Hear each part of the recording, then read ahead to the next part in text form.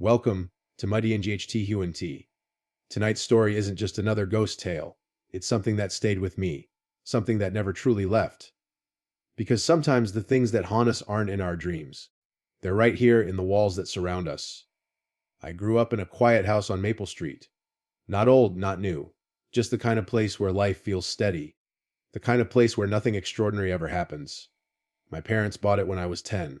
A single-story home with faded blue siding and a small front yard where my mom planted sunflowers every spring. Back then, my world was simple: school, dinner, video games with my best friend Alex. We'd sit cross-legged in my room, controllers in hand, the hum of the old ceiling fan above us. The house had its usual noises: pipes groaning, floorboards creaking. But that's what houses do. Or so I thought.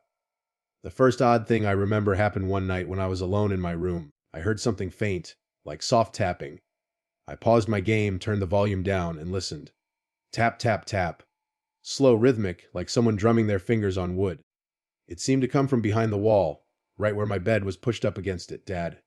I called out, expecting him to answer from the living room. But nothing. Just the TV murmuring in the distance. I shrugged it off and went back to my game. Old houses make sounds, right? But the tapping came again the next night, and the night after. Sometimes it wasn't tapping. Sometimes it was scratching. Light, hesitant, like someone testing the wall from the inside. I told my dad about it once during breakfast. He didn't even look up from his paper. Probably a mouse, he said. We'll set a trap. We never caught anything. Weeks passed. Summer break came, and I stopped thinking about it. My days were filled with bike rides, ice cream trucks, and the sound of sprinklers in the distance. But every night, when the house grew quiet, I'd hear it again. That same tap, tap, tap. There was a small air vent on that wall, just above my bed's headboard. One night, I decided to peek inside with a flashlight. I half expected to see something, maybe dust, a cobweb, a mouse nest. But it was empty. Just darkness and a faint cold draft that brushed against my cheek. I remember whispering into it, like an idiot. Hello? No answer.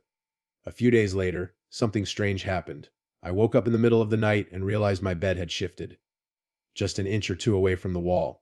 I thought maybe I'd kicked it in my sleep, but the thing was heavy, a solid wooden frame. I pushed it back, shrugged, and went back to sleep. It happened again. This time, I checked the floor the next morning. The dust line behind the bed proved it. It had moved. Something somehow had pushed it.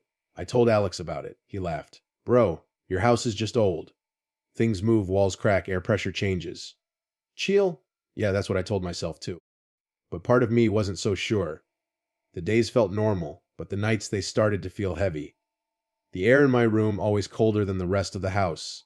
I'd wake up sometimes, convinced I heard a whisper. Soft as breath from that same wall, words I couldn't make out. Then one evening, while my mom was cooking dinner, she asked, Sweetheart, did you hear that noise this morning? What noise? She frowned. It sounded like someone crying. From your room. I froze. My fork slipped from my hand. I didn't hear anything, I said. She smiled it off, but I could see it in her eyes. That small flicker of uncertainty. That night, I slept with the lamp on.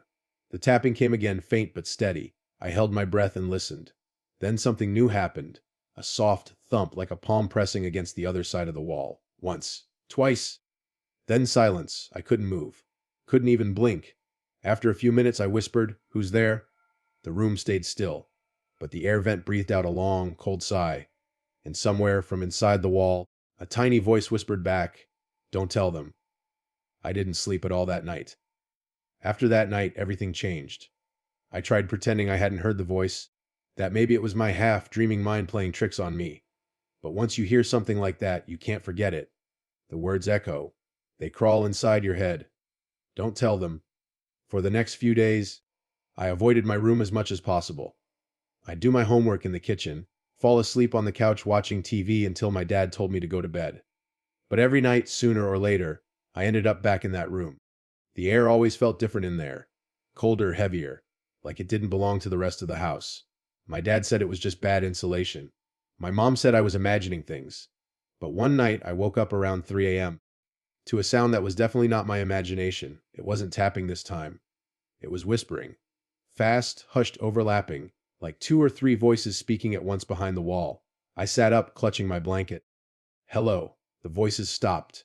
Then something scraped along the inside of the wall, long, dragging, deliberate. I remember every hair on my body standing up. My heart hammered so loud it drowned out everything else. I wanted to scream for my parents, but I couldn't make a sound. I just stared at that vent, waiting for something, anything, to come through. But nothing happened. The house fell silent again, except for the ticking of my clock. The next morning, I convinced myself it was a dream, but I couldn't ignore the thin line of dust that had spilled out from the edge of the vent onto my floor, like something had brushed against it from the other side.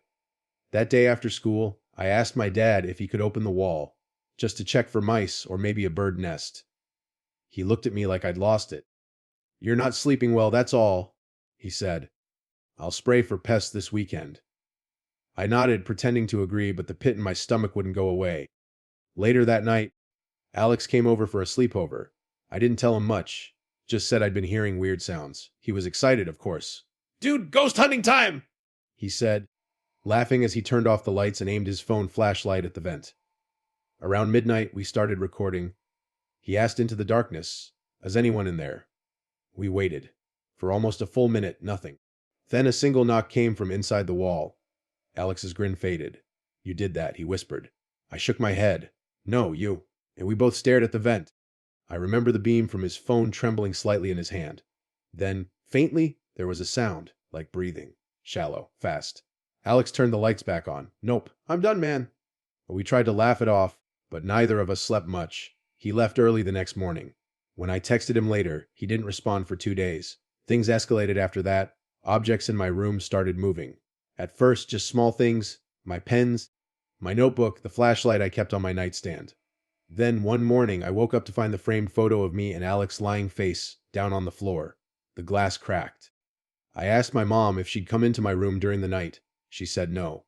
Then she gave me this long, tired look. "You're scaring yourself, honey. Maybe lay off the horror movies." That stung more than I expected, because I wanted to believe her. I wanted all of this to be in my head. But that same night, as I was brushing my teeth, I heard it again, coming from the wall behind the bathroom mirror. A faint voice. This time, it was clearer. A girl's voice. "Help me." I froze, toothbrush halfway to my mouth. "What?" I whispered. The voice came again, weaker this time, muffled like she was trapped deep inside the walls. "Help me, please." I stumbled back, heart racing. I called out for my mom. She rushed in, but by then it was silent again. "What's wrong?" she asked, looking around the empty bathroom. I didn't know what to say. If I told her the truth, she'd think I was losing it. So I lied.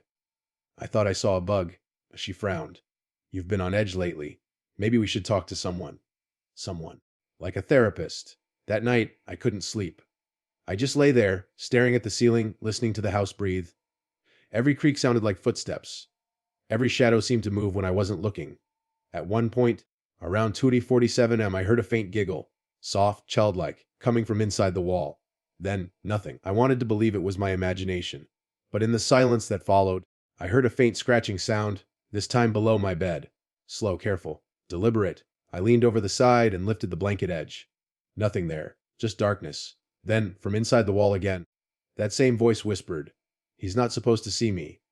I jumped back, slamming against the headboard, my pulse exploding in my chest. The next morning, I begged my parents to let me sleep in their room. My dad got angry, said I needed to toughen up.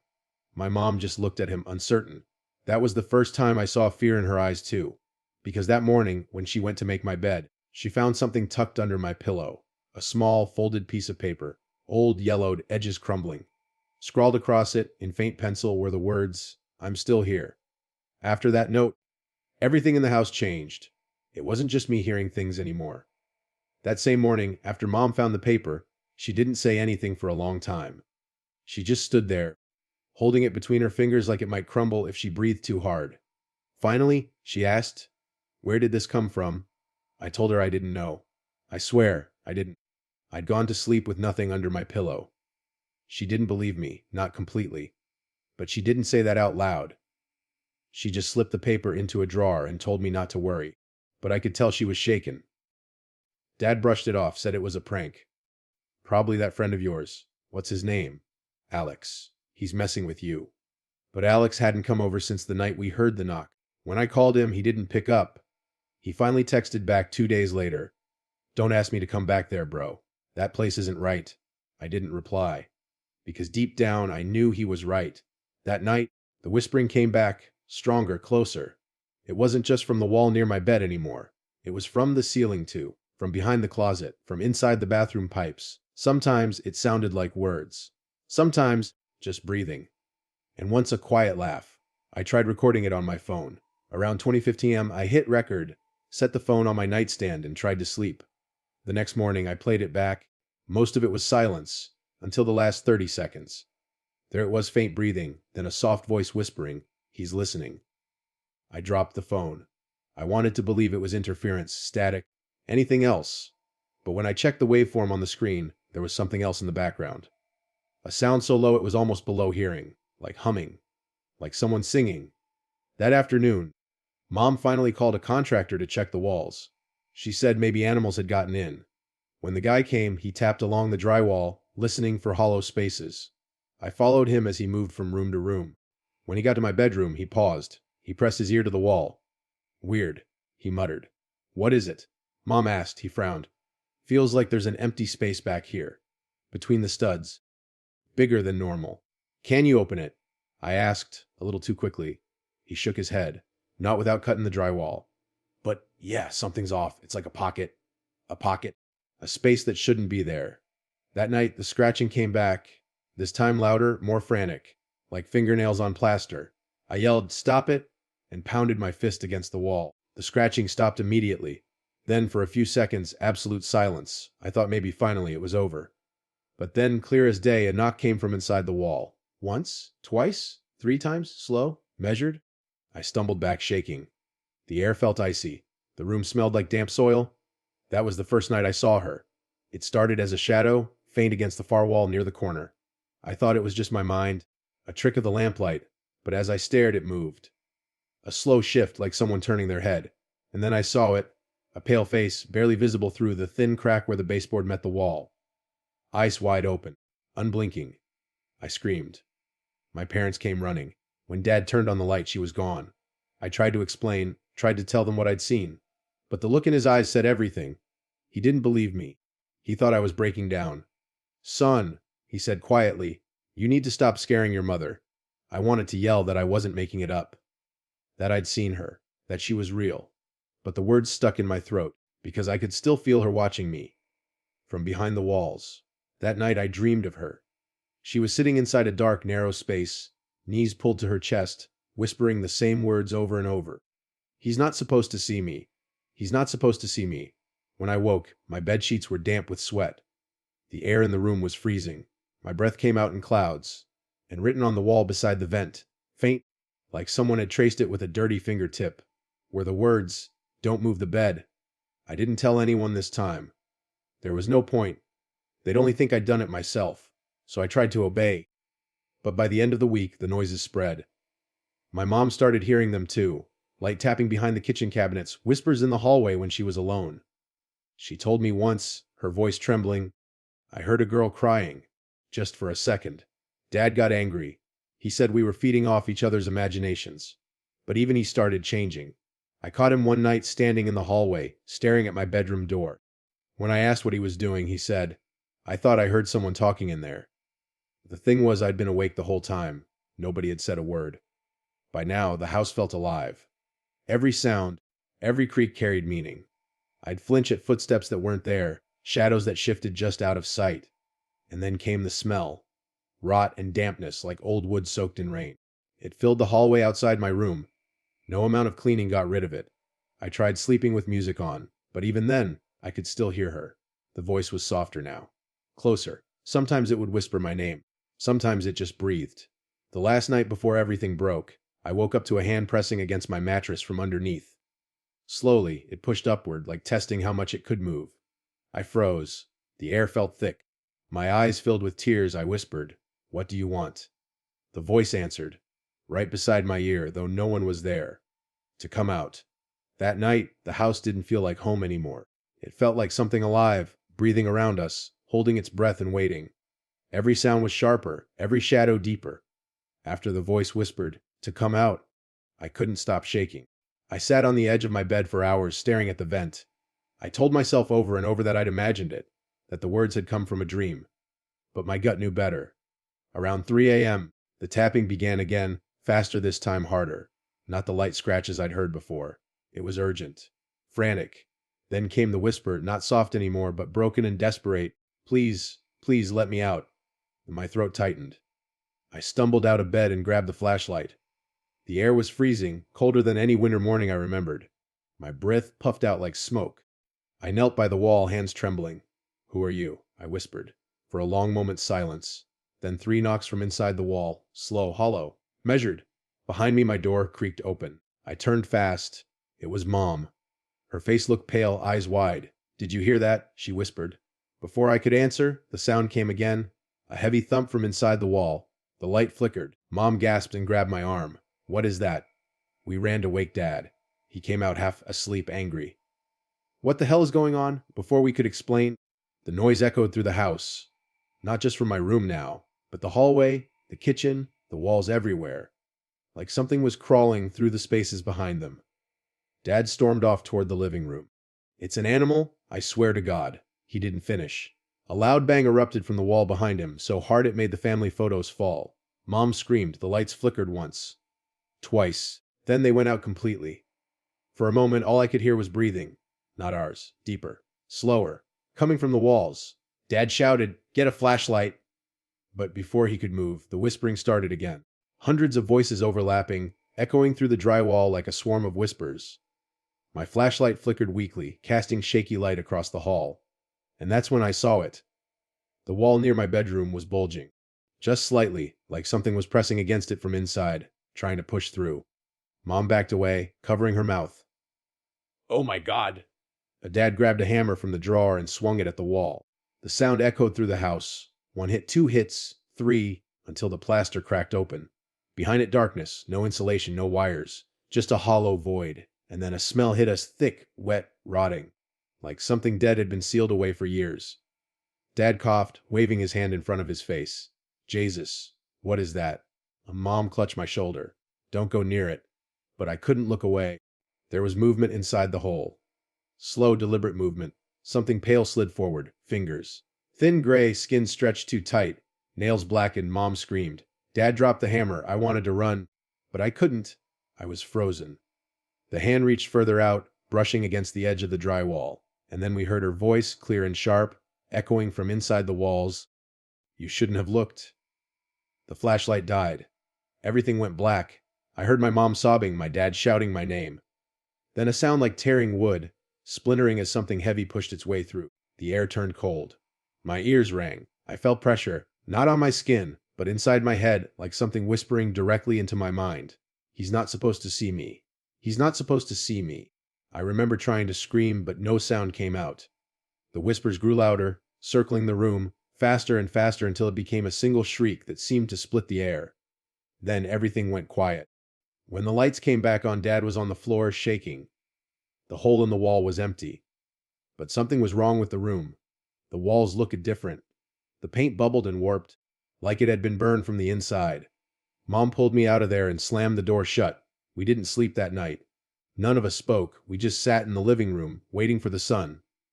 At dawn, Dad finally went back to check. When he opened the door, the hole in the wall was gone.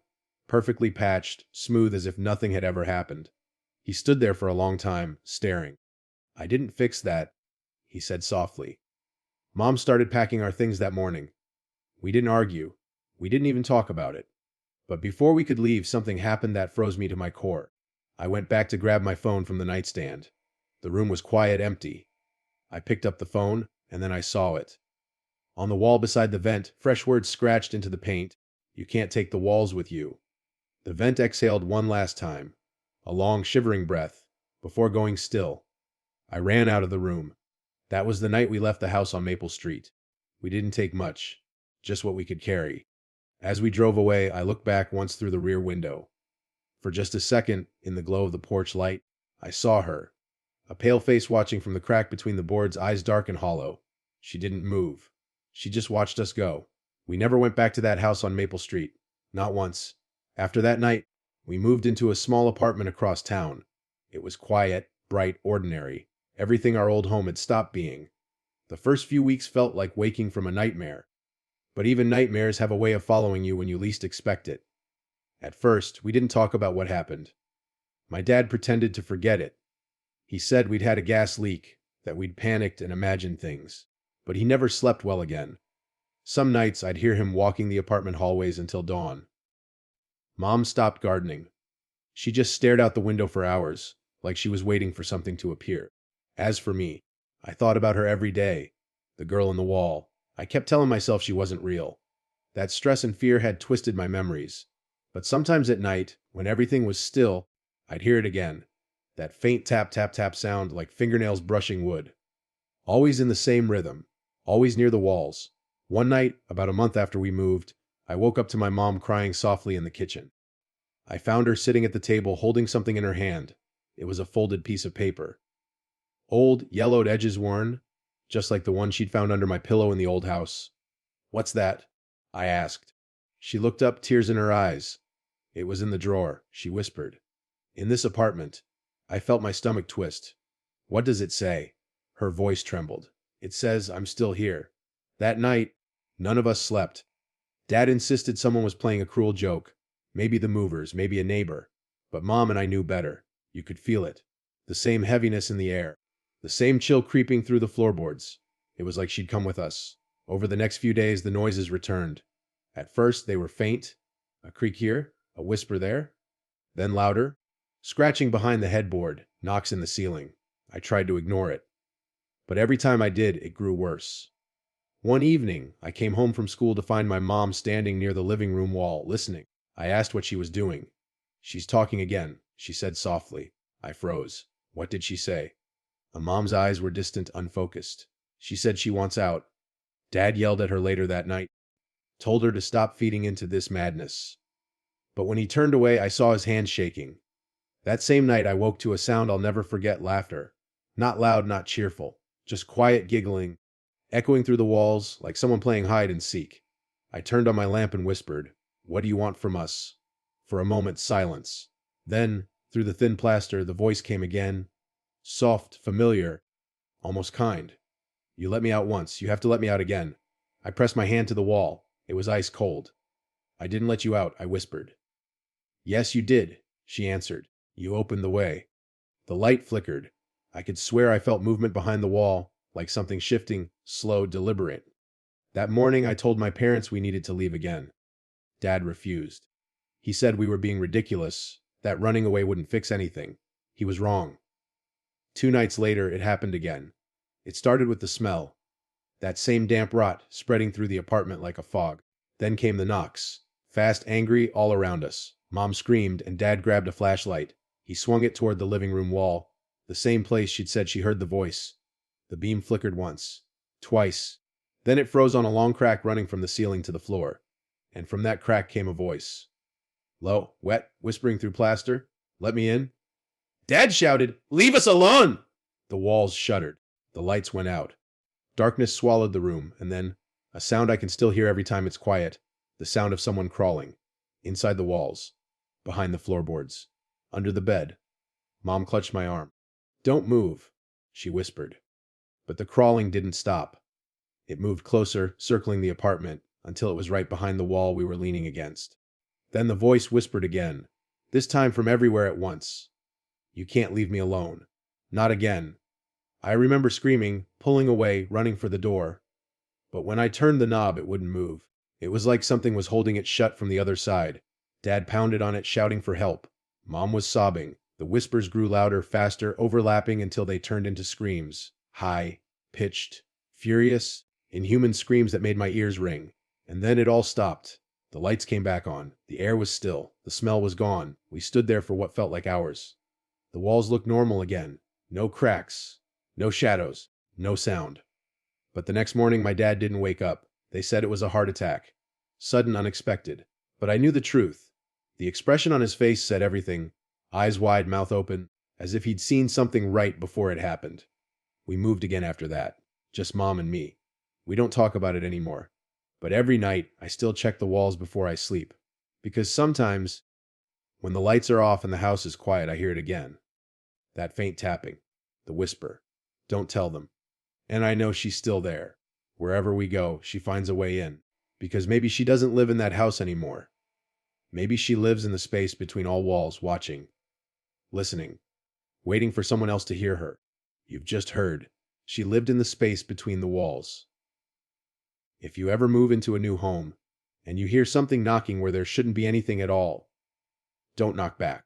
This has been MediIGTSNT. Sleep well if you can.